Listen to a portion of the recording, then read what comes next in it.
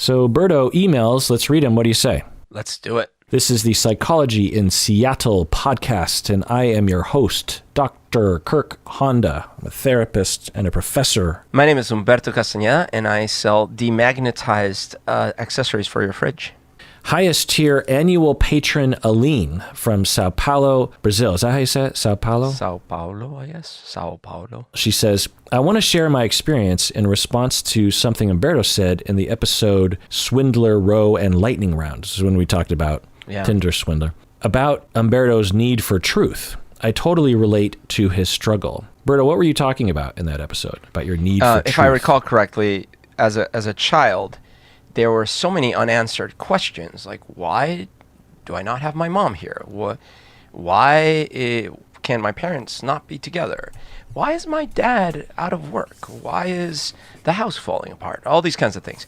And, the answers to these questions were always sort of very hand-wavy and high level. Like, people just change or people... And I never understood them or, got it. So I always had this intrinsic desire for, but what's the truth? And of course, I didn't have that explicit conversation at that age, but it left this hole in my mind of, I need truth. I need to know what's real. And as an adult, you have distress when people are evading the truth or are spreading misinformation, right? Right. Yeah. She goes on, I remember that I felt groundless when I learned that my truth was not the whole unique truth of the universe, LOL, due to my need of having things making sense in my life. What most makes sense to me is this simple analogy. All of us on Earth are in this rounded building. Each of us has a room that faces the outside world with a window that we don't share with anyone else. If I'm having a conversation with someone that is in the window to my right, for example, it is very likely that we are going to share the same opinion about a lot of things as we see life through an almost same window. However, that person sees things far on the right that I cannot see, thus I cannot understand. As well, I can see things far on the left that they aren't going to be able to see. My challenge now is to try to apply Dr. Kirk's exercise of imagining scenarios for these situations where the truth is coming from a window that is 180 degrees from me. How can I try to understand someone else's perspective when I am in the dark about what they see? I tend to ask questions to try to get a description of what that person is seeing, but still it has been very challenging for me. So, Berto, how can Aline see things from someone else's perspective when they seemingly coming from this place that doesn't make any sense and maybe even spreading misinformation? You know what I mean? Like, how do they stretch themselves? I mean, it's a really hard thing to know how to do. I can answer from where it isn't so far removed, maybe. I can say that some of the things that I've had to learn, and I said had to learn because I don't think these things came automatically to me, but I had to learn to explicitly remind myself that I'm not the center of the universe. And I don't even just mean of like, because I often say, I'm borderline narcissistic, whatever. I mean just, it is natural for a sentient creature to feel that the universe revolves around oneself, because the universe that we experience literally does. Like, we are the center. Everything else is experienced as coming from outside into us. At the same time, if we're part of this society, we have to remind ourselves that other people are not us, and they have also universes that, to your analogy, that revolve around different parts of the sphere and stuff. And I've had to do that. I've had to do that at work for a lot, and I've gotten better at it. But where I would be having these very frustrating conversations, and I would just not get why they didn't get, and they didn't get what I didn't get. And over the years, I just had to start exercising that and saying like, okay, so I think this assumption that if I just explain myself enough, they'll just get it, that's just flawed. Like, it just doesn't work that way. Maybe there is just something that they see that I can't see. It's an unknown for whatever set of experiences they've had. And then in the end, it doesn't mean that they're right or that I'm, right or wrong, but it's more about how we even have the conversation. So as an example, when I was having a very heated discussion for months or at least weeks on end with a coworker. This was in 2014, I think it was. And we were just getting nowhere. And I was like, man, and I respected them because they were a professional. They were very good at what they did. And I think they respected me. But we were constantly just arguing, and we're just not getting anywhere. And I remember one day I started actually trying a totally different approach. I said, we were in one of these meetings, these heated meetings, and I started laughing. And I didn't start laughing at them. I started laughing at myself. And I just admitted, you know what? I don't really think I get what you're trying to say or where you're coming from. And I think that's me. I don't think it's you. I think it's me. And I think what started happening is we started changing our interactions from being like so accusatory and confrontational to being a lot more like, oh yeah, right. We just got to remember that we don't always see things the same way, but I think together we can find something that works. Humor was a big part of it. Literally just laughing and smiling instead of anger and pointing fingers at faces. So that was something that worked for me, and actually our relationship did improve, and we still didn't see eye to eye on tons of things, but we were able to make progress and we were able to reach compromises. Yeah, that's a great tip. Humor. Also, I think what you're referring to is humility, which is the first thing that I would say, which is for me to understand that my perspective or the way I see things, the window I'm looking out, is just one particular window out of billions, is to remain humble, to say, what do I know? The other thing is within humility is the older I get, the more I realize how often I'm wrong and how often I'm wrong-headed, especially about emotional things.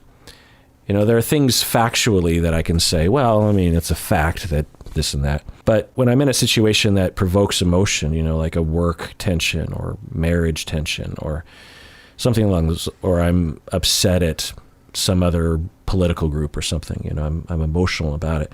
I have learned, and, I try to remind myself that, well, you're probably wrong-headed. You're probably biased. You're probably reactive. You're probably locked in. You're probably creating a straw man in your head, or you've absorbed some propaganda from your echo chamber regarding what this other group is and who they are and what they believe. So, like, for example, just in a more mundane situation is that when I have a complaint to my wife, I always assume that I'm coming from some weird place, like there's probably a fair portion of my reactivity that is distorted and overblown or something, you rinse and repeat that enough times in one's life, you realize, oh, when I'm, coming at my wife and saying, hey, I don't like it when you do X, Y, and Z. And then a month later you look back and think, oh, I was overreacting, The complaint was real, but the way it felt to me was so overblown. You do that enough times, the universe gives you an opportunity to learn from that. And I have. I just always know that. Now, that doesn't mean that I think I'm wrong. It just means that I just come at her in a much more tentative way. I'm just, and when I'm at my best, I just have this massive caveat. It's just like, so there's a strong possibility that I'm overreacting. There's a strong possibility that I'm distorted. There's a strong possibility I don't know what I'm talking about, but I'm just going to tell you like what my experience is. And I say that for her to know so that she doesn't interpret what I'm saying as somehow holier than thou or knowingly critical or, but I'm also saying it out loud to remind myself. And sometimes I say it out loud when I don't actually really believe it, but then I start to believe it as I'm saying it out loud. You know what I mean? Because it's a good kind of thing to remind yourself. It's just like, well, what do I know? Well, I mean, this reminds me of, for years, and I do mean years, my wife and I, and we were boyfriend, girlfriend, and then we were married. We would have these arguments where I would get so upset because I would be making points and she would be totally quiet. And I would wait for a response, and a response wouldn't come. So then I would move on and double down on my argument, or extrapolate my argument, or expound on my argument, and I'm like, it's still waiting for the first response. And it was just gonna like escalate, which, by the way, I heard, actually, never mind. I heard someone talking about it in the same way, but I don't even want to name their name. So the point was that I would do this, and I didn't realize, in my mind, what was happening is like, wow, she just doesn't know how to communicate. Why can't she communicate? Like, I can communicate all day and all night. And it just took years and therapy, and then couples therapy and talking and stuff. And then learning more about her family and my family to put the pieces together. And it's like, yeah, there's different personality styles, and there's different damages and hurts and things that happened to us when we were younger. And in her family, she always felt like she couldn't speak up, and her personality is more introverted, and she doesn't think things out loud. She thinks through things in her head. Another thing, she would often, before saying something, she would look up to the ceiling, and that always drove me nuts, because I'm like, why do you have to look up to the ceiling? What's up in the ceiling? There's nothing in the ceiling. Are you stalling for time? And it's like these things, and it just took me forever to realize that me getting upset about these things has nothing to do with her. It's all my assumption that the world should conform to my window in the sphere. And that's it, right? Well, so, we started being able to have better debates and discussions where I was able to say, oh, right. So right now she doesn't want to have a conversation, or right now she needs time to think things through. And similarly, she could say, oh, right, he thinks better by talking things out loud. And these things take practice and learning and self-learning. And Right. Yeah, it's a classic that as she's not saying anything, I'm sure there's a variety of motivations that she's going through at the time, but the one that you're really focusing on is that she's withholding on purpose, right? Right. Instead of, at least part of the time, if not a lot of the time, she's quiet because, one, it takes her time to think, and two, she's probably giving up because I keep yammering at her face. Totally. She's overwhelmed. Yeah. And I would sit there and I'd be like, okay, listen, just listen to me. There must be something in your head right this second, like some word, some image. Just spout out whatever it is. Yeah. And there was still silence. And I'm like, why is this happening to me? Yeah, again, because it's so foreign to you and me. Because if you said that to us, we would literally talk for 3.5 hours. Yeah. But to others who aren't like us, who are perhaps, at least in one way, at the 180 degrees window from us, as Alina was saying, that for them, there's a trauma or personality or something that literally makes it impossible for them to even say just a random word. Like you just say a random word. Just prove to me that you can actually speak. They don't have a choice. They literally can't say anything in that scenario. And to you and me, that's like, how is that possible? But there are a lot of people like that. In fact, Berto, they fit very well with people like you and me because they let us yammer all the time. Yeah. Well, if she had said to me, okay, well, how about you prove to me that you can be silent for 1 minute? I would have gone 10 seconds and be like, well, I don't see the point. I don't see why this isn't even the point. Yeah. So first is humility. Assume that you're wrong-headed. So when you're trying to, for example, look at another political opinion, you don't want to gaslight yourself, but you want to imagine, well, I don't know a lot and my way is not the way. Another thing is that I frequently do, and I frequently am yammering at my trainees about, is to assume that the other person is logical based on their experience.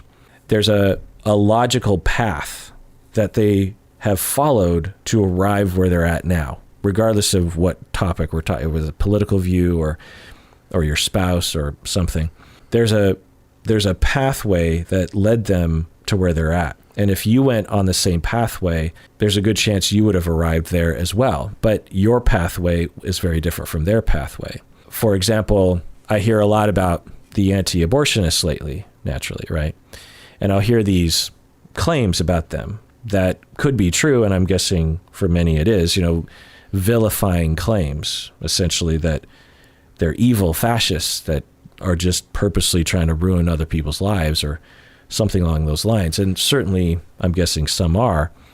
But my assumption is that I will assume that these people have their reasons, and it's logical and ethical within their system, given their belief system.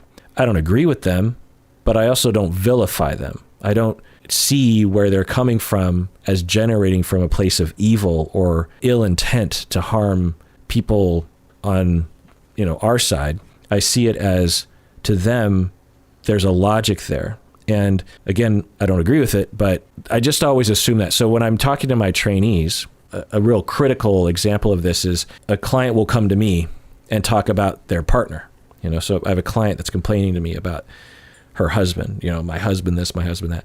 And the thing I try to promote in my client is, as a part of my overall approach, one of the components is I will say, well, okay, because the wife might sit down and say, you wouldn't believe what he did. I came home from work and he just even wouldn't talk to me. And he was just like ignoring me. I don't even understand. And then, a lot of people frame their complaints about other people in this way. When you hear it, you're just like, what? Yeah. That person sounds ridiculous, But the 99.9% of the time, there's an explanation. And so I will ask her, I'll say, well, that sounds rough, validate, because it does. If there was a logical reason as to how he got there, what do you think that might be? How did he get there? And, often it's something like, well, last night, this thing happened, but, I was just da-da-da. And it's like, well, is it possible he misinterpreted that? Well, I don't think he should have, because I didn't mean it that well, but is it possible that he misinterpreted it? Yeah, I guess it's possible. Okay, so if he did misinterpret it that way, is it logical that eventually he got to that place where he felt a way and then he did that thing? And it's like, oh, yeah, I guess so. But he shouldn't have. And I'm like, okay, there's a big difference between should and what did happen. Yeah. Yes, it shouldn't have happened, but it did happen. And there's a logical route. Because if you just look at his behavior, if you just look at the political opposite of you and just look at the end result, you're like, you're crazy. How did you get there? But when you understand how they got there, at least you don't vilify them. And at best, you have a way to change the situation. With the political person, you can say, because part of the road that they went down might have had to do with lies about you that they were fed by their echo chamber with your husband. The political thing is a whole other problem, because that I equate more to someone that's been indoctrinated in a cult for years, and now you're trying to have a rational conversation. But even if it's that, there's still a logical pathway, as meaning not logical, meaning A leads to B, leads to C, and then eventually you see X, and you're thinking, how did you get to X? But when you see the factors, you're like, oh, absolutely. Okay, it's just the difference between being able to have empathy and seeing that, oh, okay, right. This isn't some weird alien creature that doesn't behave in human ways, right? Right. It's just a different path. That is different from sometimes the intractability of a conversation or a disagreement. When you're in a relationship, it becomes more important, especially if it's a committed relationship. It becomes more important that you figure out ways to coexist. Well, if you're deciding to coexist, in spite of those differences. And part of that tooling, I think, based on my experience and what you've been saying, is reminding yourself that, oh, right. They are humans. They're not weird alien goo. And they got to where they're at in probably some paths that were different from the paths that I got to where I'm at. And I need to be aware of that.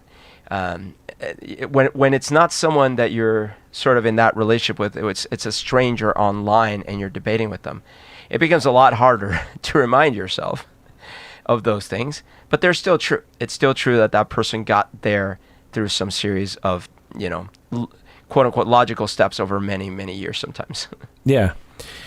I mean, just along these lines, just to close out this bit, is during the trial, as many of you know who listen to this podcast, a lot of people were neutral about what I was saying. A lot of people were like, huh, interesting. A lot of people were thankful or nice to me. And there were some people who were very upset at me. And for various reasons, I would put them in kind of two categories, I think. One is just people who, I don't know, they just seem to have a bone to pick with anyone who didn't agree with what they were saying and would pick that bone. But there was another group of people, and many of them were long-term listeners to the podcast and really enjoyed our content, were really hurt by what I was saying or what I was not saying as well. And for those people, I just today, in mid-July right now, because this episode will probably air a lot later than this, but figured out a possible hypothesis as to why that happened. And I don't know, maybe this occurred to me earlier, but it didn't solidify until today, which is that for some people, they knew a lot about the Johnny Depp Amber Heard story prior to the trial ever happening. Mm-hmm. They read the news reports, they read the online speculations, they paid very close attention to the UK trial. They knew a lot about the case. And to them, and there's a lot of different, there's a wide variety of people and their opinions, but there were some people who concluded that Amber Heard, was a victim, and that any interpretation otherwise is to be another Me Too denier, right? And when the trial started, I knew next to nothing. I didn't even know who Amber Heard was, really. I mean, right. I'd come across her in news reports, and I did do that reaction episode to the audio a few years ago, but that was just one of hundreds of episodes that I do in a year, and so I forgot all the details. So when I started watching the trial, they started with the Johnny Depp testimony. Right. You didn't watch the trial, right? No, not really. So I don't know if this is I watch clips on YouTube every now and then from other commentators showing random things. So I don't know if this is the format for a defamation trial, but the Johnny Depp team went first. So all their witnesses go first. And then they conclude, and then they go to Amber Heard's witnesses. And then there's rebuttals and blah, blah, blah. But for a couple weeks or something, all I was getting was Johnny Depp's side. And although I was skeptical of a lot of things, I'm like, well, we'll wait for Amber Heard's side, and well, it could be lies. Without the counter argument, it really started to seem like, whoa, Amber Heard is massively abusive. I mean, the things that we're hearing right now, right? Yeah.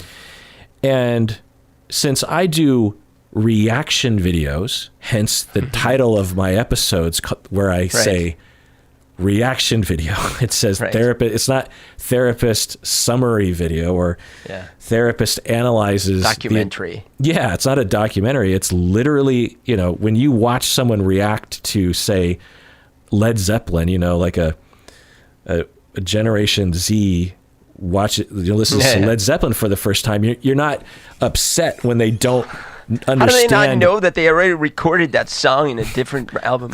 Yeah, exactly. It's a reaction video. So, and it enhances, I would think, at least the intrigue or entertainment value when you have someone like me that knows nothing about the situation. And I'm like, because there are people that knew about the bottle incident and I was hearing this stuff for the very first time, and it was way beyond anything that I had thought. I thought that they had maybe pushed each other around a little bit. I had no idea as to the level of the allegations, and so I was reacting. And most people, again, were neutral or fine with everything I was saying, or, fine with my reaction. But some people coming into the trial, I think, had a preconceived conclusion that both of them were guilty. And when I wasn't, for weeks, I'm posting these videos where I'm more and more going, holy crap, Amber Heard is abusive. I would never say something like that. I was always caveating it with well, who knows what really happened. But if that happened, my goodness, that kind of talk. And to these people, I was going along with misogyny. I was going along with, the mainstream delusion that, it's like watching Bill Cosby get off scot-free. It's like someone reacting to Bill Cosby's testimony as he's like, I was innocent and all those women were lying. And you're like, whoa, all those women are lying? You just imagine, particularly if it's someone that you look up to, right? Someone that you depend on emotionally on some level, to hear them.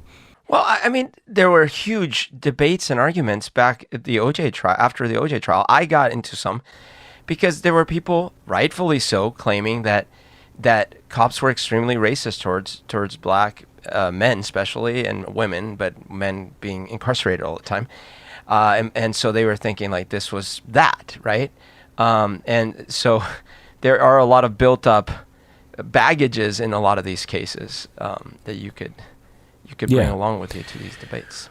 Right. Well, so my point is, in this long rambly thing, is that it took me a while to figure out the logical path, because when I was getting these kinds of accusations, and again, they were rare, but they were notable, that I was ruining society by siding with an abuser, by promoting misogyny or promote, because I would get different accusations from either side, and I was like, what is happening? Like whenever I talk, annoyingly so, I give so many caveats. I'm always so careful. I'm always like, well, I don't know, could be this, could be that, if it was this, then this, if it was that. So did they disprove all that stuff when it came time to the Amber side? Disprove, no one proved anything to me, but when Amber and her team were allowed to provide their, kind of control of the courtroom, if you will, the vibe for me shifted for sure. Like I was like, oh, okay. But Amber Heard also came across, there were some elements of her testimony that were on its face. They were just complete. Either she was confused or something. But I don't know anything. All I know is every clip that I saw made her look terrible. And there's so many accounts from people that have worked with her that are not Johnny Depp that have very bad stories to tell. So my impression of the whole thing was that it must have been horrible and difficult to live with Johnny Depp because he was a drug addict or whatever, and B, that there was something off about her and probably abusive. But that was me with 5 minutes of seeing it from the outside. Yeah, and if you're seeing clips online, you're definitely seeing a biased presentation, because when I actually watched, because I saw a lot of those clips too, and when we finally got to the Amber Heard testimony, even just that, I was like, well, when you see those clips in context, it's not as bad as people were making it look. Were there some questionable moments in her testimony? Yes, but to me, when just really, I watched hours and hours of her, because she was on the stand a long period of time. There were many moments when she seemed completely fine and telling the truth and seemed congruent and likable. So if you just consumed the clips on the internet, I'm sure it's not probably a representation. But anyway, point is that when I today finally came to this realization, I'm like, oh, I can see the logical path. I can see how someone, and I don't even know if this is true, but this is what I tell my trainees is, in order to have compassion for your clients, which you need to have empathy, you need to be able to see them in a positive light for a variety of reasons. You can't just strong arm yourself to have compassion. For me, and I find it does for everyone that I work with, it begins with having a hypothesized path as to how they got to this weird behavior, or a behavior that harms you in some way or harms someone else. And so if you can see that logical path, it doesn't make the end behavior okay, but at least you can understand how they would have gotten there, or at least there's a possible, storyline as to how they got there, and then you can have compassion for them. You don't say, well, I'm letting them off the hook, but you can see them as a human being. As you say, they're not an alien from outer space. They're a human being, and they got here in a logical path. And so that's why I'm telling that whole story. But anyway, let's take a break, Berto, and get back. More emails. What do you say? Let's do it. All right, we're back from the break. Let's do an OPP, Berto. OPP. These people became patrons all the way back in June of 2020. We have Austin from Santa Maria, California. Honey from Chicago. I don't practice Santa Maria. Honey from Chicago. Virtual Brute from God knows where. Whoa, that's a cool name. Yeah. Madeline from Utah. Steve from God knows where. Kian from New York. Ollie from God knows where, who's an upper tier patron. Oh, so is Madeline, and so is Kian, upper tier patron. Abigail from Knoxville, Tennessee. Knoxville. Don't go back to Knoxville. One of my favorite REM songs. Nice. Claire from Great Britain, upper tier patron Claire. I think I actually just DM'd with Claire. Jolene from Edmonton, Alberta. Jolene. Emily from Austin, Texas. Cereza from God knows where. Brianna from Toronto, Ontario. Anna from Portugal? PT. Lisboa in Portugal, yeah. Okay. Maria from Munich. Denise from God knows where. Aya from New York, Astoria. Holly from God knows where. Sasha from God knows where. Mark from New York. Misu from God knows where. Henry from God knows where. Simone from Bronx, New York. Ooh. Anna from Bucharest, Romania, right? Is that Romania? Bucharest in Romania. I used to love the Bronx Zoo as a kid, by the way. This sounds so Eastern Bloc, by the way. It's Bucharest Sector 3, Romania, because like there's the city and then like the province or the state and then Stalag 19. Yeah, Bucharest Sector 3. Yeah. Thank you for becoming a patron and staying patron through thick and thin. All right. So update on patron Tatiana from Moscow, Russia. She's a Russian patron who wrote in feeling ashamed of her country's action in Ukraine. Oh. She decided to leave Russia to teach English in Thailand and to be part of the anti-war movement for Russians. My gosh, talk about taking action. For fellow Russians, yeah. And so I asked her some questions. So I'm going to read her answers to the questions. Since I left, I am no longer in danger, but it is absolutely dangerous being anti-war in Russia. You risk facing up to 15 years in prison due to a new law. They can also ruin your business if you own one and other consequences. It is hard to tell how many people are pro-Putin. It seems to me like it's about 50-50. The majority of those who I would label pro-Putin are not necessarily being super enthusiastic about the war or Putin himself. The typical Putin's electorate doesn't really have a political stance. They are very politically passive. They might not even vote. They might say, I am apolitical. It is not up to us. Everything has been decided already, so we must just support whatever it is.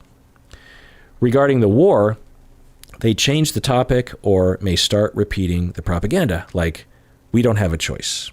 Ukraine was killing Russians. Ukrainians shoot their own civilians. Our troops are only attacking military infrastructure. That's an interesting one, right? Because there's news reports. They're like, oh, no, that's all propaganda. Those all lies. The Ukrainians are shooting their own civilians.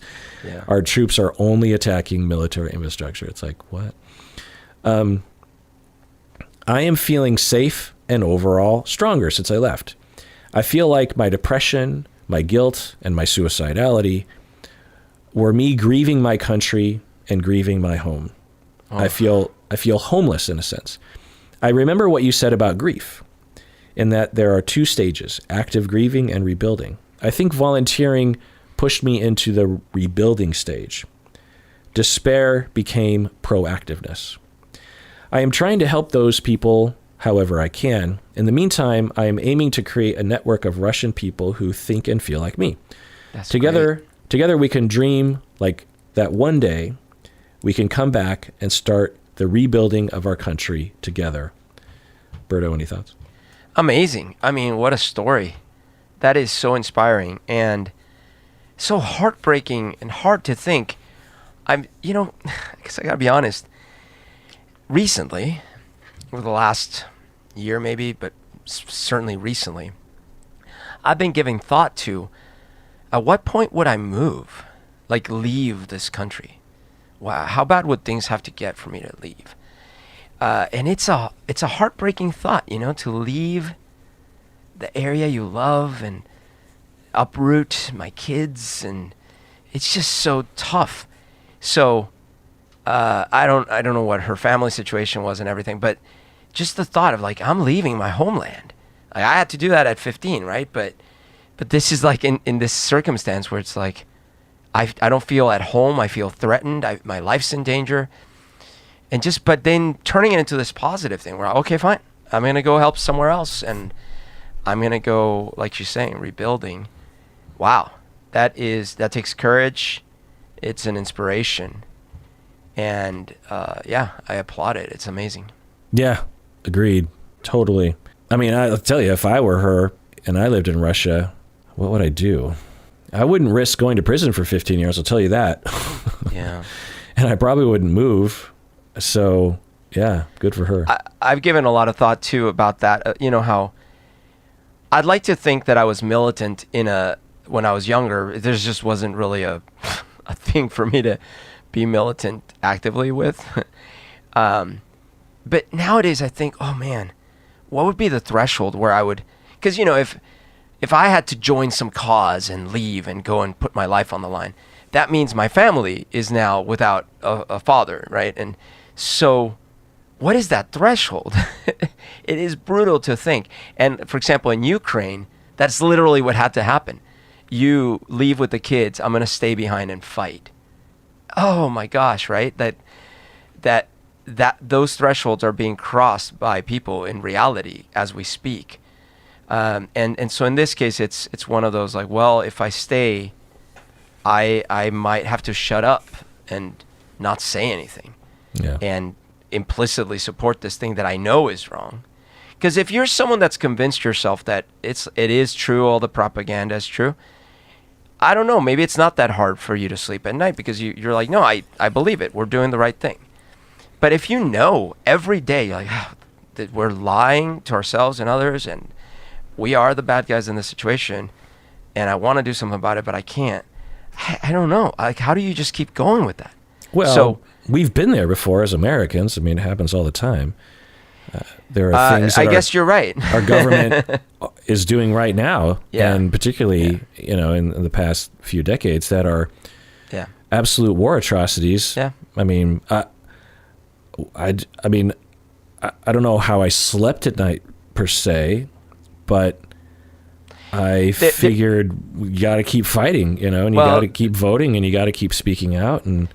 But that was a big important difference, and this is why I was scared more recently, because the one thing that could still happen, like Vietnam and during Iraq is you could still protest and you could still vote, and yeah, it took 2 terms, but we got someone else in charge, and yes, they also did bad things, but like I had this feeling during those periods of time where like, well, we just got to get someone better in here, right? I started getting afraid in this last year where I'm like, oh my gosh, what if this place turns into a place like Russia where no, voting is literally pointless? Then it becomes, and where you actually cannot protest. All right, let's take a break and more emails. What do you say, Berto? Let's do it.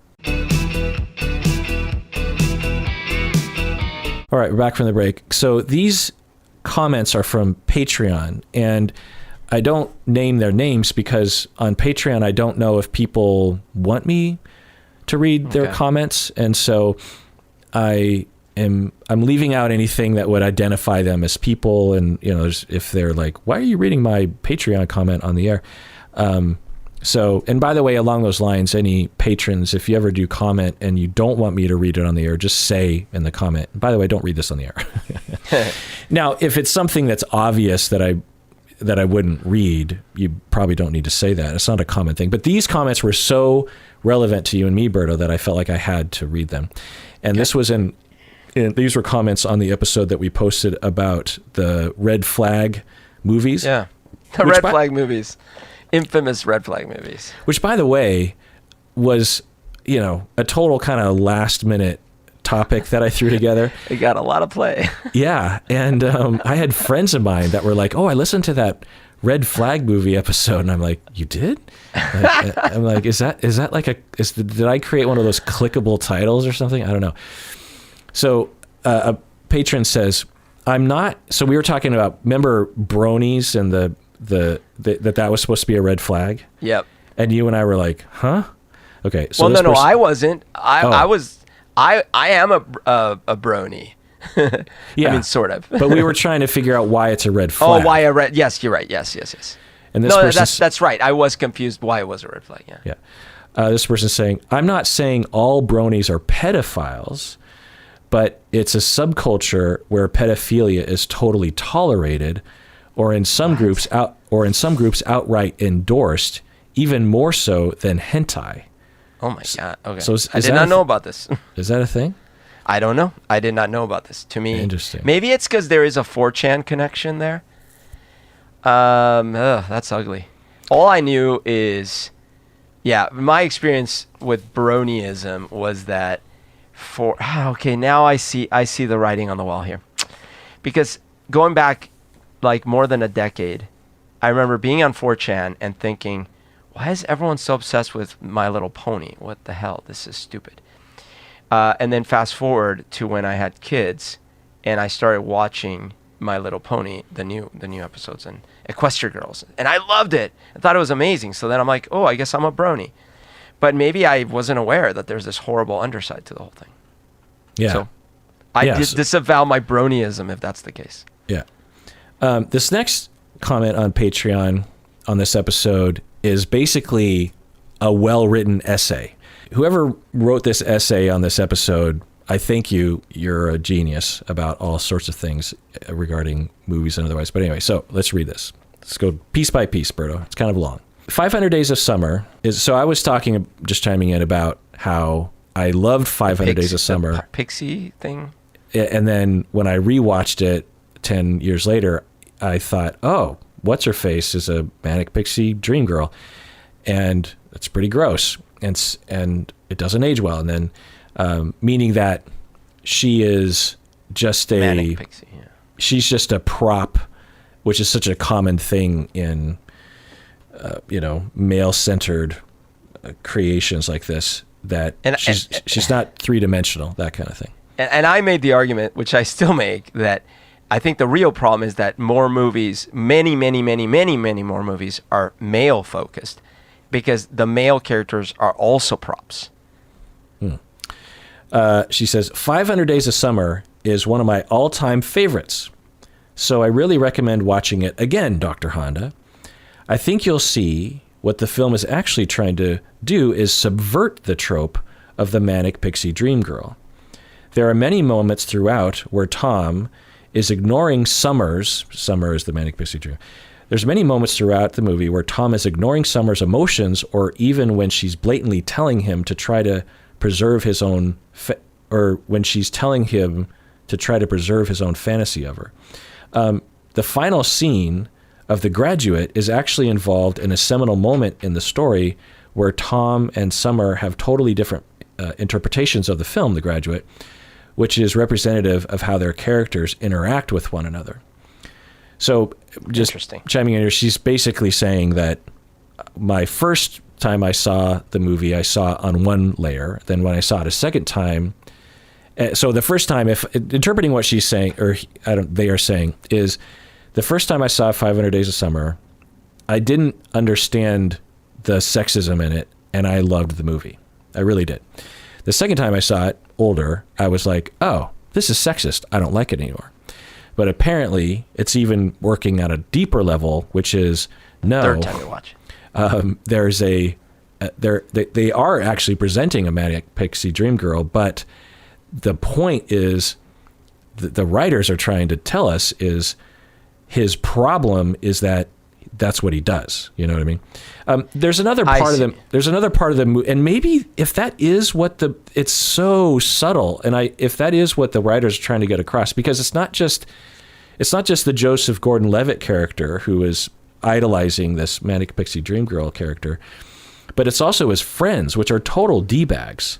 And if that was another gross part of the movie, that remember it wasn't that long ago when it was almost universal that whenever you had a rom-com that had any kind of guy friend in it, he was always, or even any friend, they were always like super sexual and gross, and you know what I mean? It's like a total trope. That it is a trope. The main character, How I Met Your Mother. Because you need to make the main guy feel better in comparison. Right.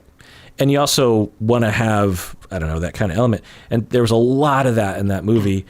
But if what this commenter is saying, that those depictions of the D-bags were actually making fun of them, and I wasn't picking up on that, then, wow, yeah, I guess I do need to watch it. Anyway, See, I like movies that are sexist on first watching. Yeah. Regarding the criticism of Scott Pilgrim, so, that was another red flag movie, and I believe what I was saying was, well, I think some people are criticizing it for having a high school girl age difference, dating Scott Pilgrim. Regarding the criticism of Scott Pilgrim, I don't hate the way that the movie depicts Scott's relationship with the high schooler. He's clearly not sexually involved with her, as they almost held hands once, and the relationship is supposed to be an illustration of how poorly Scott is doing in his life. He's regressing emotionally, hence his underage girlfriend. The tone and aesthetics of the movie make it cartoonish enough for that to be less problematic to me. However, there was an alarming amount of movies in the 2000s that used adult men dating under girls as a plot device to signify that a man is emotionally stunted but still endearing as a character. For example, Seth Rogen's character in Pineapple Express. So just chiming in here.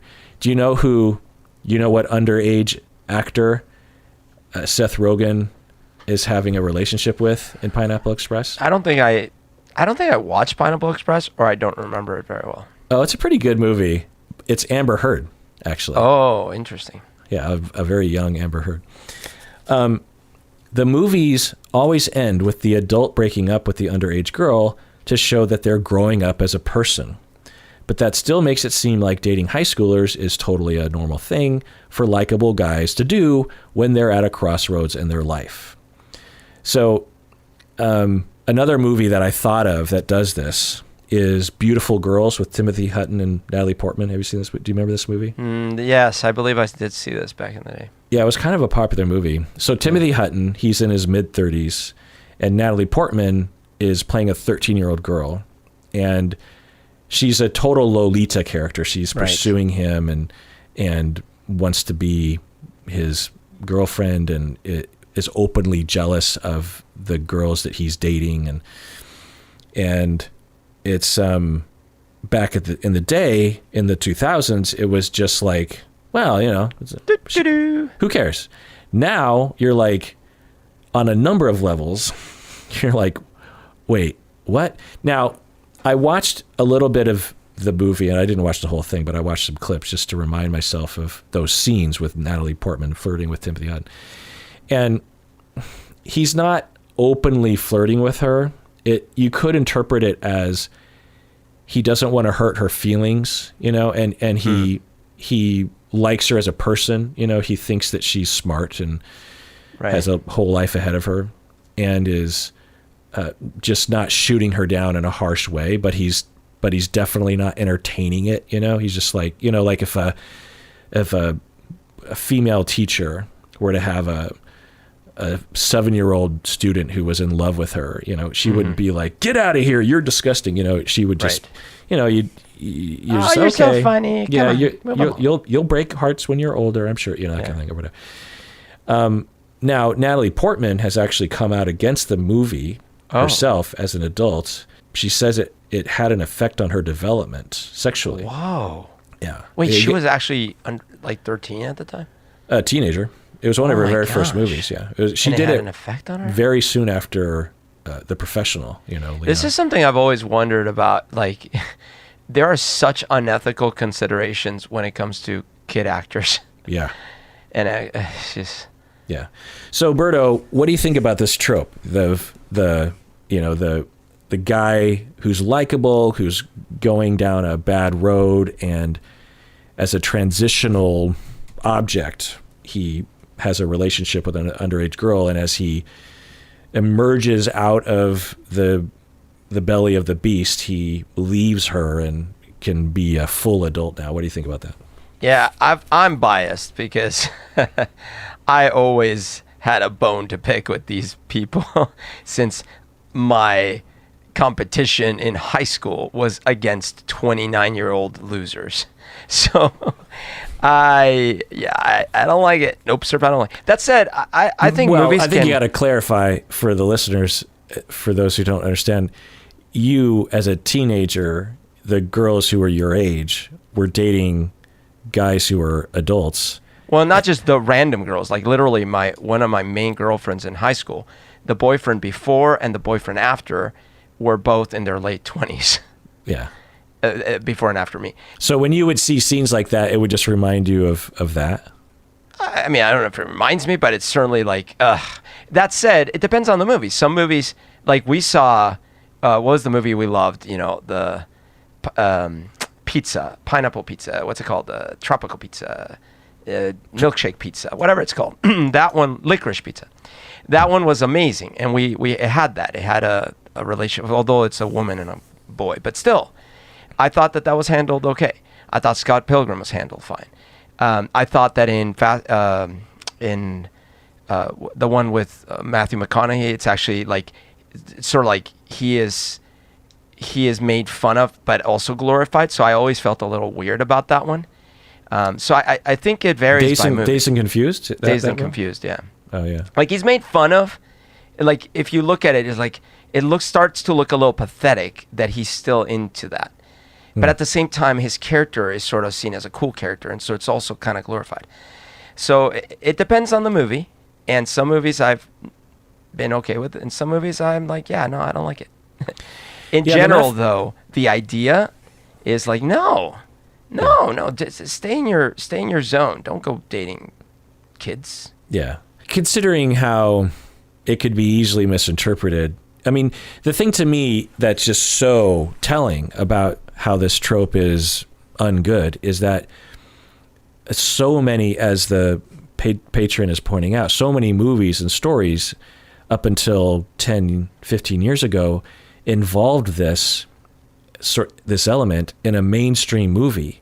In movies that were, PG-13 watched by millions, and there was zero discussion about the age difference. It was just accepted as like, oh yeah, it's just a part of the story. And then now, with emerging understanding of the reality of what could happen in situations like that, we look at that and we cringe. And so I think that is an indictment on those stories, at the very least, as a representation of a side note, Bert, I know you want to say something, but like in Breakfast at Tiffany's, which came out in early 60s, I believe, there's a depiction of this white guy, what's his face? Mickey Rooney. Mickey Rooney. He portrays a Japanese guy. Yeah.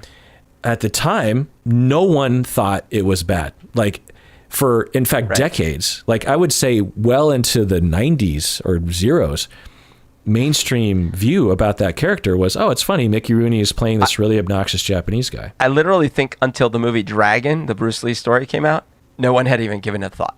Yeah. I don't know if you remember the scene in that movie where he's watching it with Linda, is her name, or what? His girlfriend.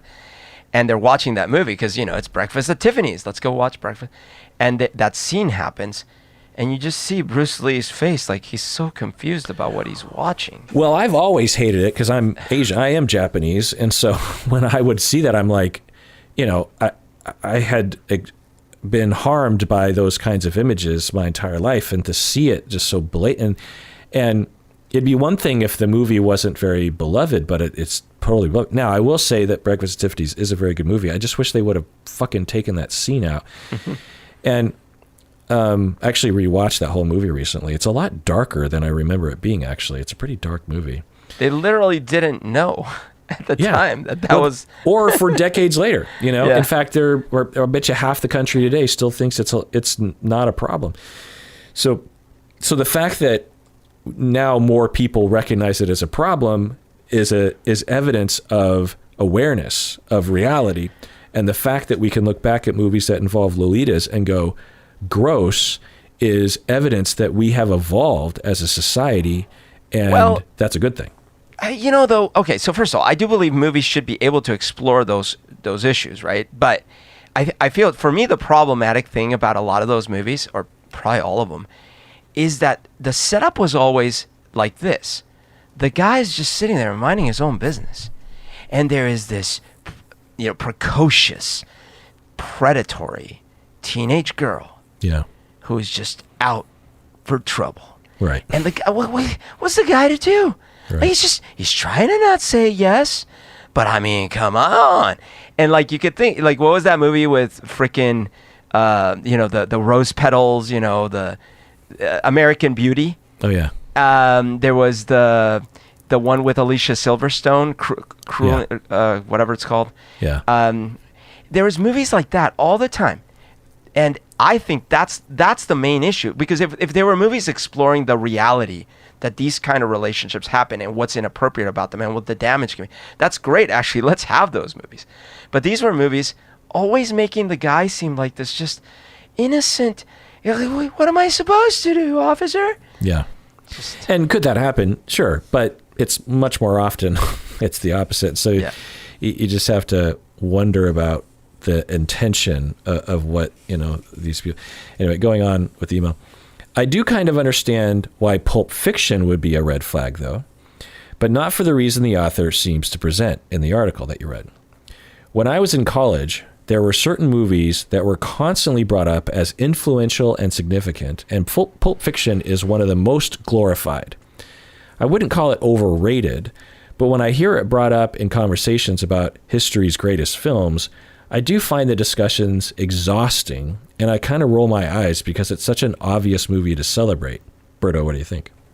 I mean, I disagree. I feel like it's easy to take movies that changed things for granted. I suppose if someone were coming from the perspective of like, well, no, if you watch Pulp Fiction, but you've actually watched, and then go list the 10 movies that Tarantino would have listed as his influences, then you'd see that Pulp Fiction wasn't that innovative and blah, blah. It's like, okay, fine.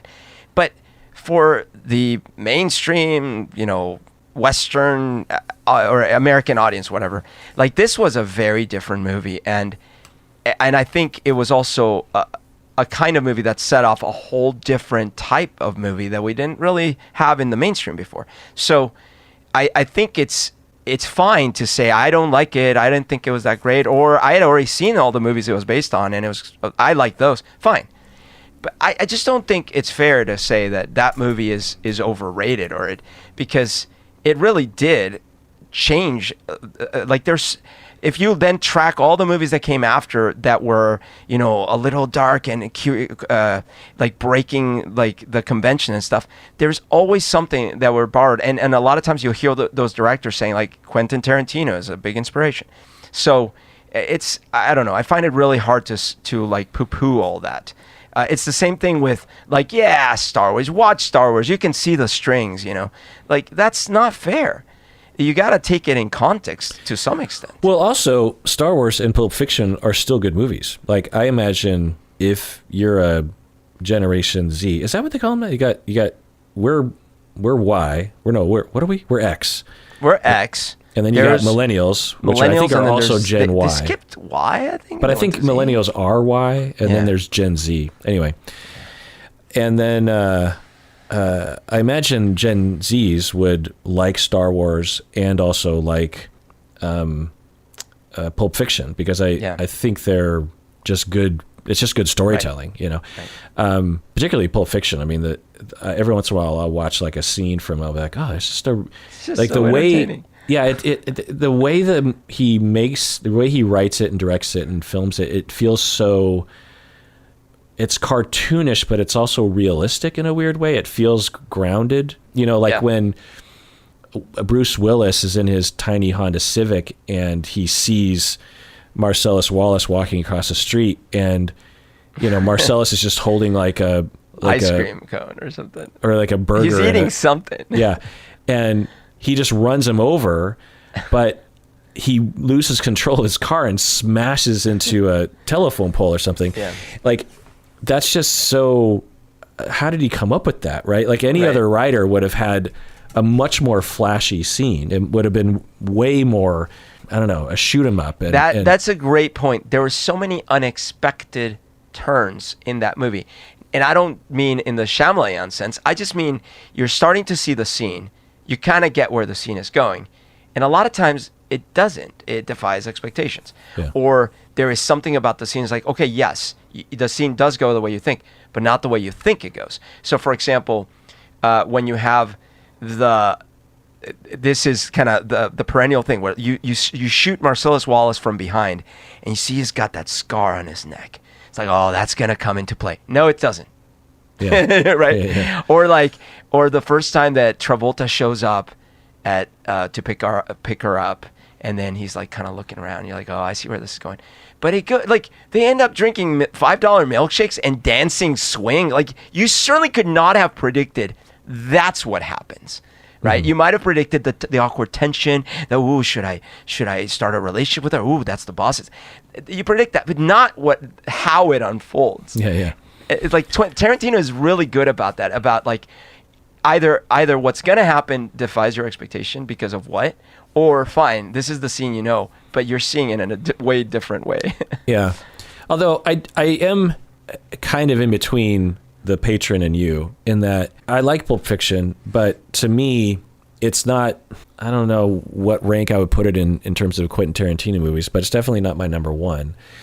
And I often will think that some people really celebrate this movie in a way that I can't really relate to. I like it. It's a great movie. I'd probably give it a 10 out of 10. One of the better movies ever been made. But the way that some people talk about it, not you, Berto, but other people. The other thing that I'll say is I want to give this analogy to the cowbell thing. So with, Blue Oyster Cult, Don't Fear the Sure. Reaper. I grew up with that song, loved it, still love it. Yeah. Noticed there was a cowbell on the quarter note, but cowbell, there's a lot of songs with cowbell. Rush, Neil Peart plays cowbell in many songs. It's one of the instruments that you use in a percussive repertoire. And then this sketch comes out on Saturday Night Live, and it's funny. It's a good sketch. Hilarious. But I found that a lot of people, basically, because they saw other people laughing at the sketch, reduced the humor of that sketch to cowbell. There's a certain amount of people that think Cowbells are funny or something. right, that cowbell is funny, Intrinsically funny. and goofy. Like cowbell, just they don't realize it's not. He could have been playing anything. He could have been playing a snare drum or a bass guitar. Will Ferrell looks ridiculous, and he's too close to the mic. And then Christopher Walken seems I've got a need. Yeah, I've got a fever. He's like fetishizing this tiny element of the song. Yeah. Cowbell is because not. you could have done the same thing. Okay, so there was a song in Colombia that was big. It was a song by a band called Los Prisioneros, the Prisoners, and the song started with a dog barking in the distance. Ruff, ruff, ruff, and then the song starts. Dun, dun, dun, dun, dun. So you could imagine the same joke down there. Like they're doing, the producers like, you know what this song needs? It's more of that Chihuahua barking, give me more Chihuahua. Exactly. Or whatever. Exactly. And then it's like Chihuahuas are funny, which they are. So bad analogy, but you see what I'm getting. Right. And so I would see, and I'll see this shirt at a tchotchke shop, and it'll be like, give me more cowbell. And I'm like, I don't think you understand why that was funny. I think you saw people with actual good senses of humor laughing at it, and you took away the most simplistic element of the sketch, and you identified cowbell as the funny aspect. Or, so there are elements of that with Pulp Fiction, where people, because the movie is a masterpiece in a lot of ways, like the scenes that we've talked about. But when you talk to a certain segment of the lovers of this movie, they will identify the scenes that I find to be, a part of the story, but I certainly wouldn't hold that up as like the pinnacle of cinema. Like when Uma Thurman has the syringe sticking out of her chest. You know, That's fair. People will identify. Remember that one time when Uma Thurman has that? That was so funny. And I'm just like, I think you missed the reason why this thing's a masterpiece, and you're focusing on when everyone happened to I'm being super judgy right now. No, you are. And to some extent, I think you might be missing the fact that there was an intrinsic novelty there. At the same time, I don't disagree with you. I've had that experience with a lot of movies. There was one in particular where I remember whoever I was watching it with, we were laughing at all the times where everyone else was quiet, and they were laughing at times where we were quiet. Was this with you? Or it's with Ron or so. I was sitting there in this movie theater, and we kept looking at each other like, are they missing the movie or are we missing the movie? And that does happen to me. That said, that scene was new. Like, I don't remember ever seeing something like that in a movie, you know, like, yeah. I didn't even know, like, honestly, I didn't even know that was a thing that emergency doctors would do or something. Like, wait, they're stabbing her chest? Is she a vampire? How is that going to help? Maybe it was my age or whatever. I just felt like, wow, I've never seen something like this. But I agree with you. If that's the only thing, if that's the thing, it's like, oh, that movie's great because they stabbed her in the heart and that was hilarious. Yes, you are missing the bigger picture. Yeah, I feel like there's a segment of the super fans of that movie that I feel like are cowbell people. I'm just like, okay, I mean, art is art, and you're gonna like it, and that's fine. But I feel like I don't know, I can't really. But it's also easy to do because I get the similar thing with. Like, you know, if I listed scenes in that movie that I hadn't seen before, it'd be easy to list countless movies that have done even more shocking or more outrageous things. But they've all been since then. Or you'd have to quote me some movie that was super underground and artsy that I never saw. But that movie had so many. So it's like when you put the package together, that's where it's like, yeah, no, I've never seen a movie like that. And since then, the movies that I've seen that are in that direction, I always think, oh, wow, like they certainly took some cues from Quentin. To me, what makes Quentin Tarantino's movies good, and at least his better movies, is when I am having, now I don't think I've ever thought about this, when I have a pretty deep empathy for multiple people, maybe even on different sides of the story. Yeah. You know, I even, by the very end, feel like I can feel Marcellus Wallace, of course, in his heart, you know. And you feel Honey Bunny and the two people robbing the store. You feel for them, right? Because like, oh no, Samuel Jackson. It's just feel like for Samuel Jackson. You get him. You feel for Travolta. Yeah. You feel for Butch. You feel for his girlfriend. You feel for everyone. Yeah, you're not wrong. Yeah, like you really get a sense, you know, like Hateful Eight. There are multiple characters where you just feel like, you know, you feel like you inhabit where they're at, where they're coming from. So I think that's what makes the movie great. But, you know, the D-bags that celebrate cowbell would never say that. Anyway, going on with the email or the Patron comment. I haven't done it in a while, but I used to Google things like must-watch films when I wanted to get upset. I frequently found lists that had an obvious bias for really masculine films or just films made by and for men. Any Quentin Tarantino movie, The Godfather, Scarface, Citizen Kane, etc., while ignoring many other worthy inclusions. Some of the most ridiculous omissions to me were movies like The Sound of Music, Dirty Dancing, The Wizard of Oz. Dirty Dancing? Come on. You had me at Sound of Music. Why did you include Dirty Dancing? Come on. The Wizard of Oz and Gentlemen Prefer Blondes. Berto, what do you think? So, I agree, of course. Now, let's remember, Sound of Music also done by dudes. But unfortunately, the majority of movies were made by dudes. And unfortunately, the majority of protagonists were dudes. And unfortunately, the majority of them were targeted at dudes, which is unfortunate. And not only that, there's white dudes. And not only that, they were white dudes from a particular part of the world. Yeah. Okay. Well, I think that the point, I've noticed this before, maybe not as acutely as the Patron, that when people hold up the finest movies of all time, there tends to be this bias towards the kind of movies that she's talking about. And I found this to be bothersome to me because some of the best movies that I've seen are comedies or even made for children, like Inside Out. I think Inside Out is one of the finest films that's ever been made by humans. And regardless of genre, humans, adults, everyone, or children, adults, humans, adults.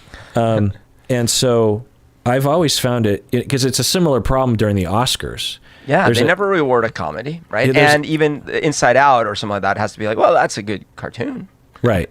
It always has to be this dour, serious, often, like if you make a movie if you make a halfway good gangster movie, it'll probably be included in the Best Picture nomination list. You know what I mean?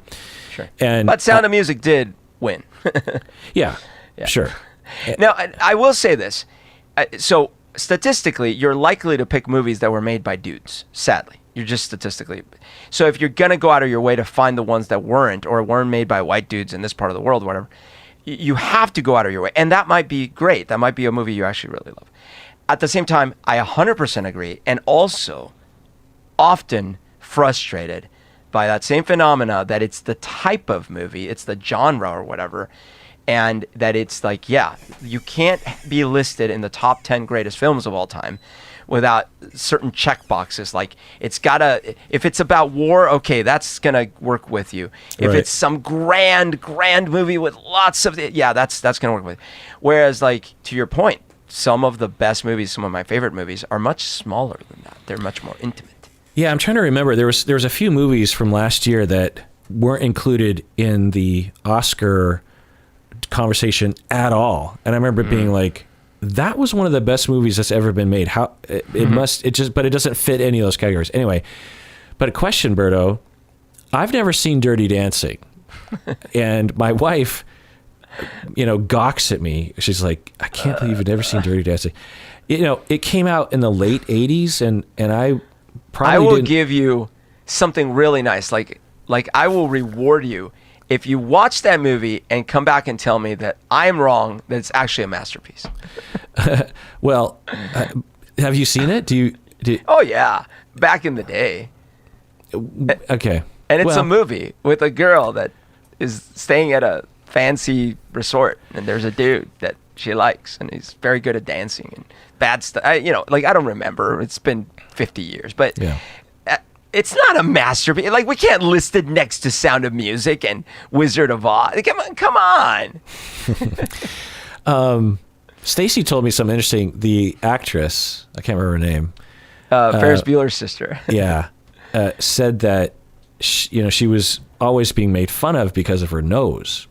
Right. And she got a some sort of plastic surgery. Oh, she did? And no one recognized her afterwards because she looked so different. Really? And so she didn't get any work after. Oh, no. You know what? I remember hearing this. That's tragic. I know. Going on with the comment, like Umberto, my partner also hates movies with unlikable characters. Meaning, like Umberto's partner. Your partner. Yeah. I don't have a big enough sample size, but I've wondered before if a preference for movies with likable protagonists indicates something about someone's personality and upbringing. For example, I grew up in a more volatile household than he did. My parents had a lot of issues regulating their emotions, especially my dad, who had clear anger management problems. My partner, on the other hand, never really saw his parents fight. Maybe that's why I like more complicated characters, is essentially what they're saying. Berto, what do you think? Interesting theory. I certainly grew up in an environment that would qualify for that. At the same time, and by the way, so I think where that has manifested, and I've been aware of it and sort of wary of it as I've gotten older, is that I do think that whenever I would watch not just movies but things that had conflict and loud yelling and stuff, there was something that it was like I was like a moth to the electric light, right? And it did hurt me. And this was things like even radio talk shows with vitriolic hosts and news programs. We've talked about before how for a while I was addicted to news when the towers fell, or back when the OJ trial and things. But so there was things like that. But also I think in movies where there was this yelling that was probably feeding part of my little child brain that was like, oh yeah, this feels familiar. This feels like home, which is sad, but true. At the same time, I think I also like movies where the characters have flaws, where the characters aren't squeaky clean and perfect, where even the protagonists are just messy human beings. Maybe that's because everyone around me was a messy human being. I don't know, but I just find that very interesting. And so in movies like The Graduate, that movie, it's like everyone is messy and there's not a clear answer. And it's just, I like that ambiguity. And some people do not like that ambiguity, that like lack of resolution, that lack of thing in entertainment. They want to be, entertained with something that's a little bit cleaner, nicer, more well wrapped up. Yeah. And the lack of resolution word plays into my theory, which is, I don't think, because I had an idyllic childhood, and I'm like you and the Patron in that I want complicated characters, and I've been this way for a long time. I remember, I don't know, maybe in my 20s, I remember thinking like, I just realized I hate movies with like clear villains, because that doesn't happen in real life. It's so boring, Yeah.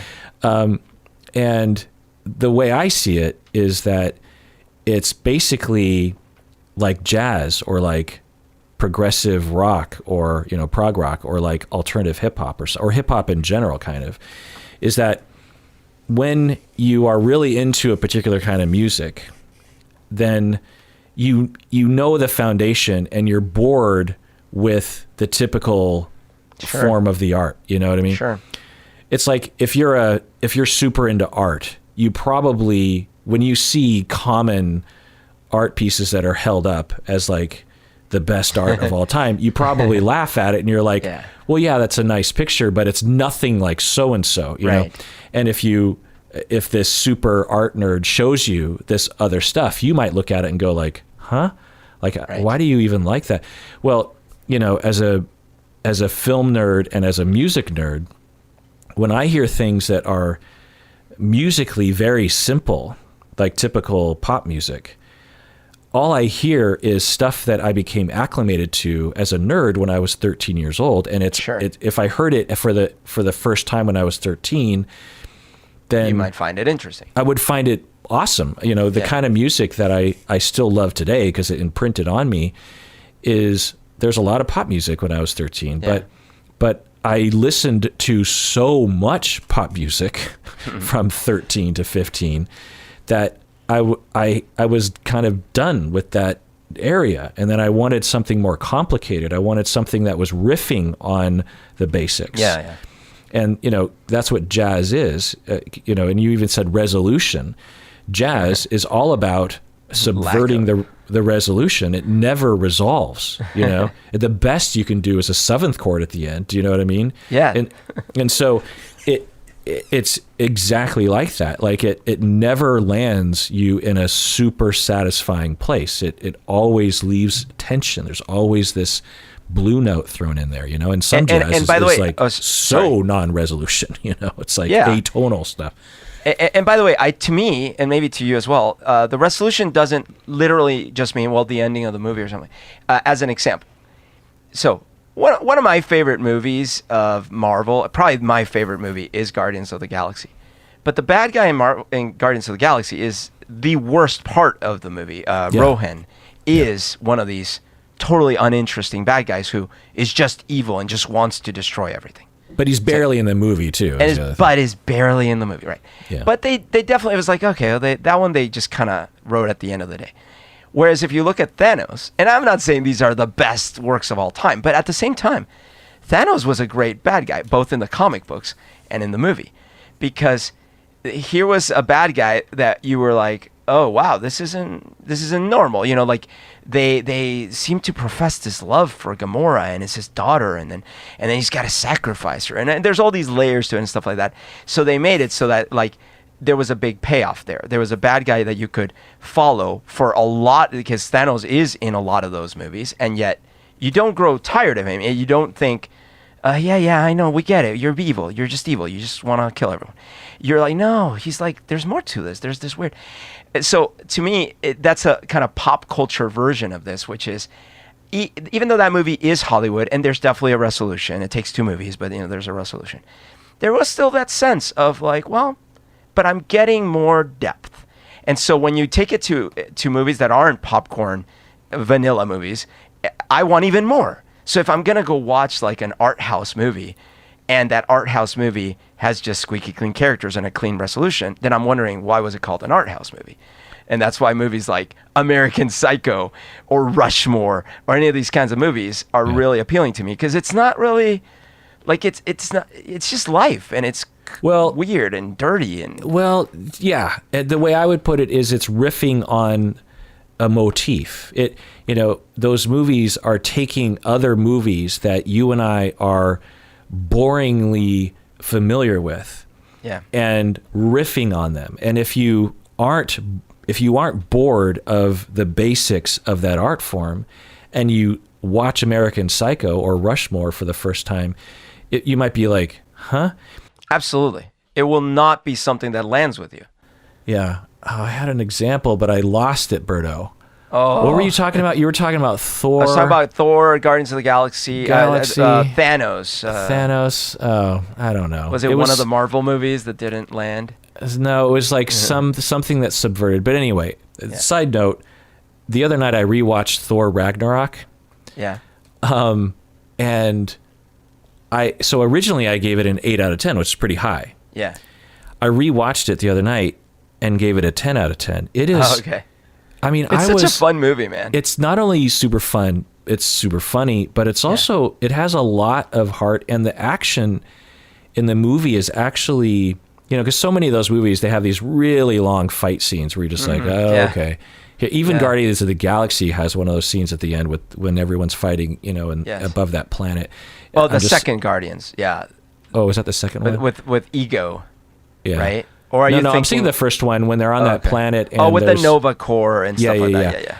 Yeah. It was a pretty long sequence, but the rest of that movie, Guardians of the Galaxy, is a masterpiece. But Thor Ragnarok, I think it's because at the time when I saw it, a lot more Marvel movies were yet to come out. And after seeing all the Marvel movies and then going back to Ragnarok, I'm like, I appreciate just how fast it moves, how fun, and I knew all the beats, like when he says, I know him from work, like I know that joke. I've seen it so many times, but I still cracked up when I saw it and then plus Chris Hemsworth. Yeah.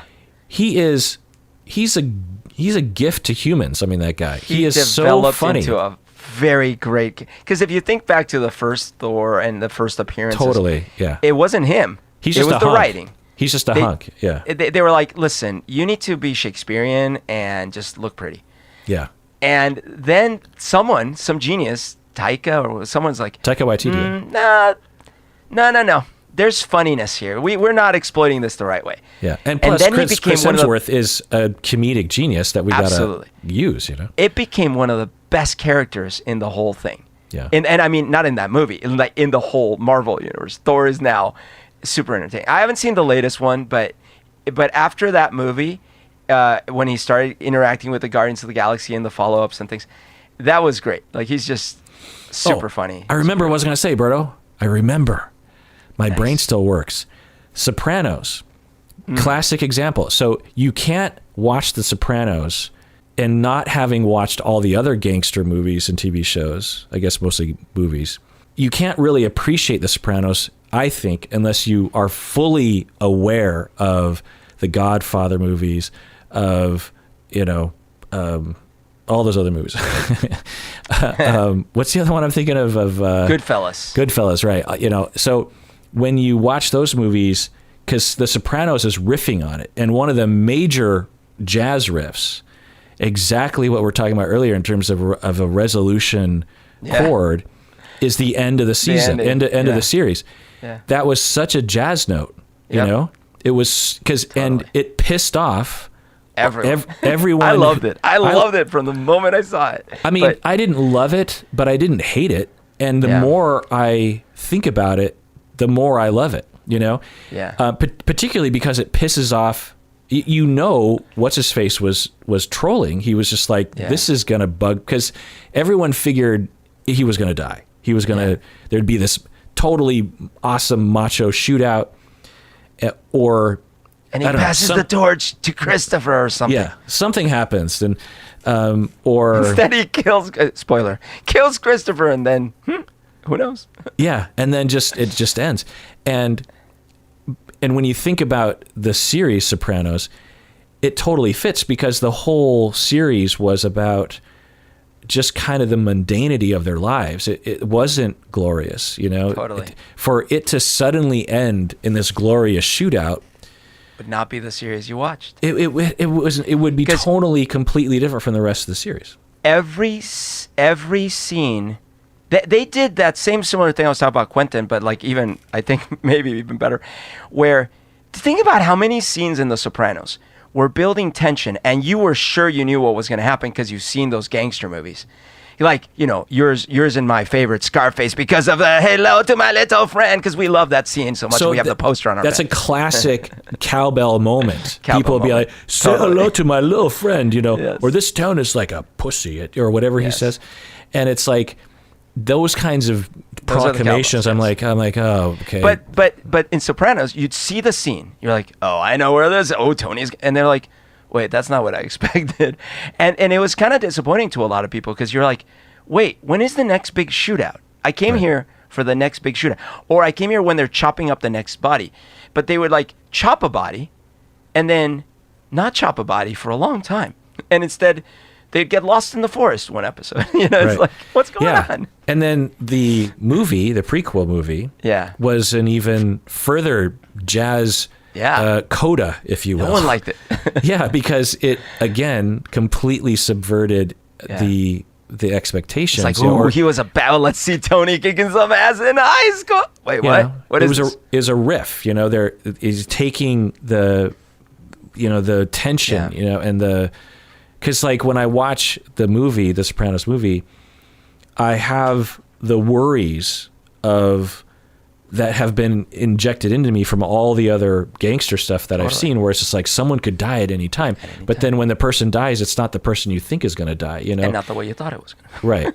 So I think that, to me, the reason why the Patron, you and I and other film nerds like these kinds of movies is because they are, I don't want to say more advanced. Because we're smarter, Kirk. No, we're it's like better people. Well, people that love jazz, people that love, you know, really good jazz, and recreationally listen to it all the time.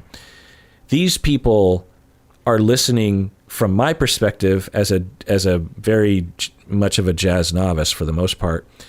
Those people are listening to more advanced music. Yeah. I don't understand it. I don't even, you know, when I listen to even just kind of standard jazz, I'm like, where are they in the song right now?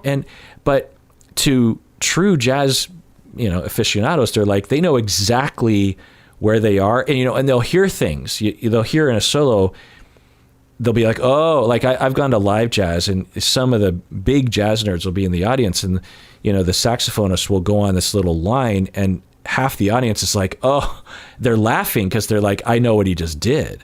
And I'm like, what did he do? What are you laughing? Oh, the cowbell. There's cowbell. Ha! Well, they know what the riff is. They know what the reference is, whereas I'm completely lost. And so if you're watching things that are, I think, more advanced in terms of the art we do know about, you're like, I don't understand what this is about, that kind of thing. You know. Listen, I would feel the same way back in the day in my basement when Mitch was DJing, our friend Mitch, because we'd have all these people over. Right, yeah. And they're all listening to him. And I'm just sitting there, you know, jamming away on my bass or just hanging out.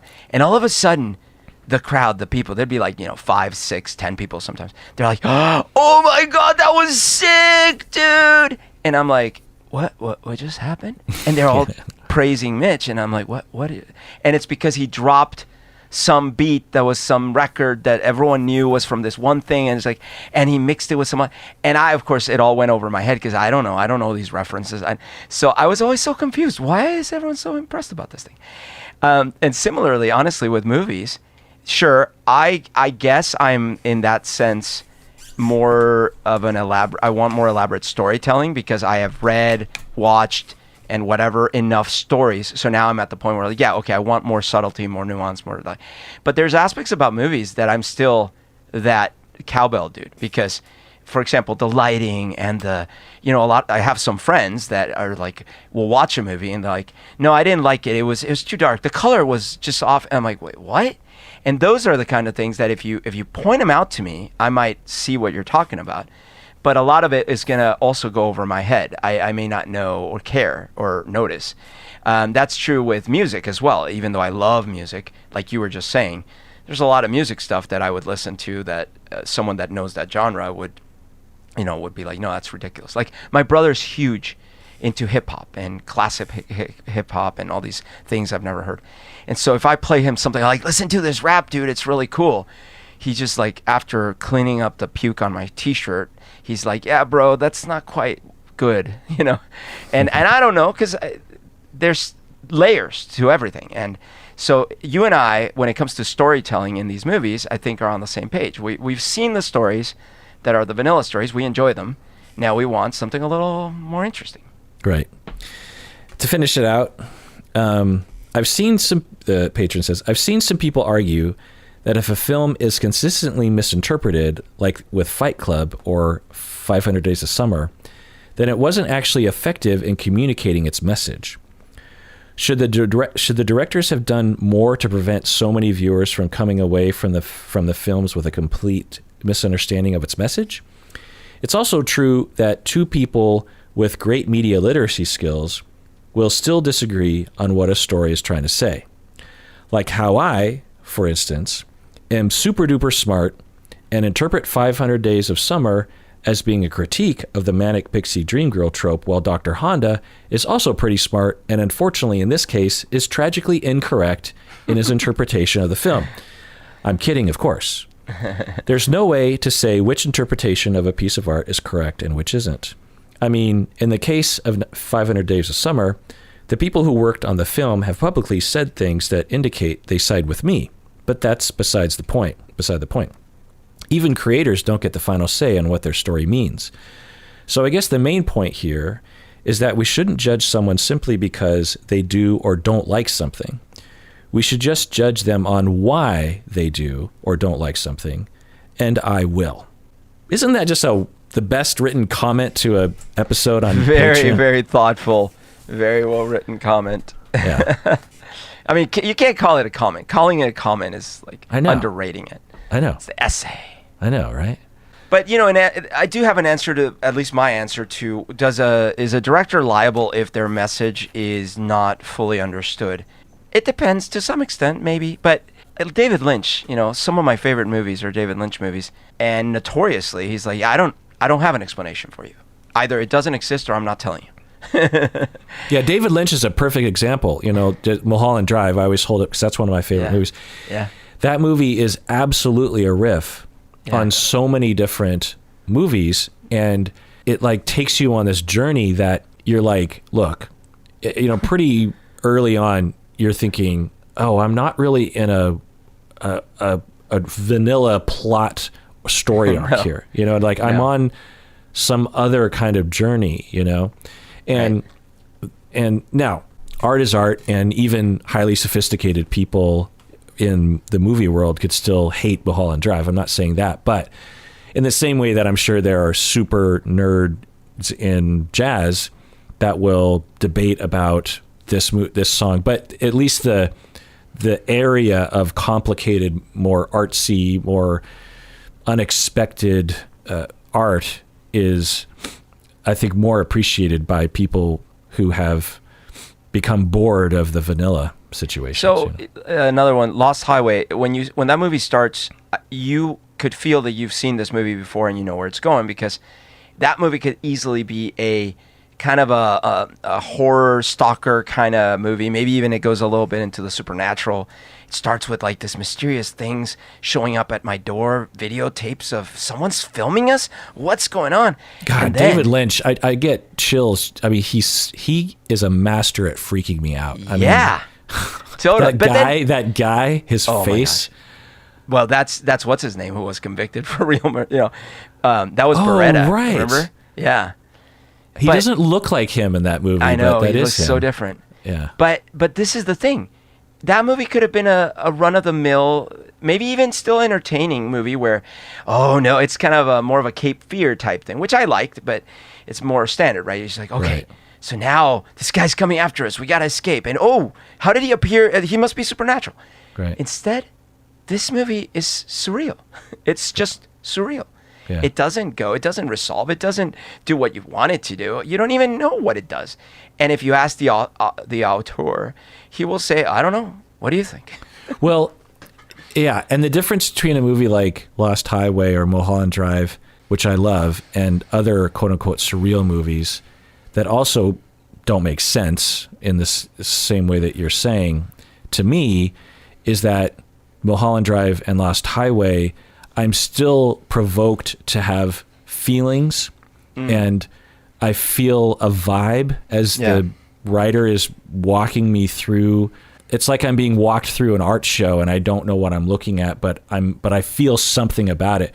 Whereas it's not random nonsense. Right. Whereas David Lynch's other movie, The Inland Empire, is surreal, but I feel nothing about it other than annoyance. You know what I mean? There's a difference. There's a fine line between surreality that is, I don't know, highly compelling and highly annoying. Sure. And how do you do that, right? How do you manage that? I guess in the jazz analogy, it's like, how do you go off key in a way that is beautiful as opposed to a way that sounds like shit? Well, and then there's a matter of opinion, because like, what's that movie that you hated and I loved? That was by Neil LaBute, or by not Neil LaBute. I didn't hate it. Roma. I just didn't. But not Neil LaBute. The beginning I liked, but about halfway through I'm just like, this is so like laborious and boring. But that's another one of those that's not. It doesn't have a clean story arc and resolution. Yeah. It's got a story, but and I think I said this back then, that I think I wasn't watching it under ideal conditions, because it was Netflix, so I'm watching it on my computer, and I think if I were in the theater, I would have been, like Northman. Jeez. Seeing that on IMAX when we saw it with the best seats in the house, it was mind-blowing. I watched it again at home recently, and although still really liked it, particularly the first half, it wasn't nearly as impactful as watching it in the theater. So I think Roma, if I had seen it for the first time in the theater, I think at the very least I would have given it like a 6, but as it was, I think I gave it like a 2 or something. I was very disappointed recently about Doctor Strange in the multiverse thing, because I was specifically going to the theater because I felt like, I bet you this is one I have to see in the theater. And I was quite underwhelmed. Oh, really? Yeah. I heard the new Thor movie is pretty good. I haven't seen it, but yeah. I heard it's in the Ragnarok direction. It's also by Taika, right? I believe so, yeah. Anyway, final word, Berto. Man, yeah, movies. We could talk movies forever, but in the end, when I will reiterate the following: when you are meeting someone, if you're going to prejudge them based on some likes or dislikes that they have, then maybe that's premature. However, if you notice a pattern, it's perfectly fine to say, you know what, this person and I are not compatible. So I'm going to publish a list called 50 years of experience that would make me not go on a second 50 years with someone. And that does it for that episode of Psychology in Seattle. Everyone out there, please take care of yourself and only watch good movies and avoid the bad ones, because you deserve more cowbell. Oh, God.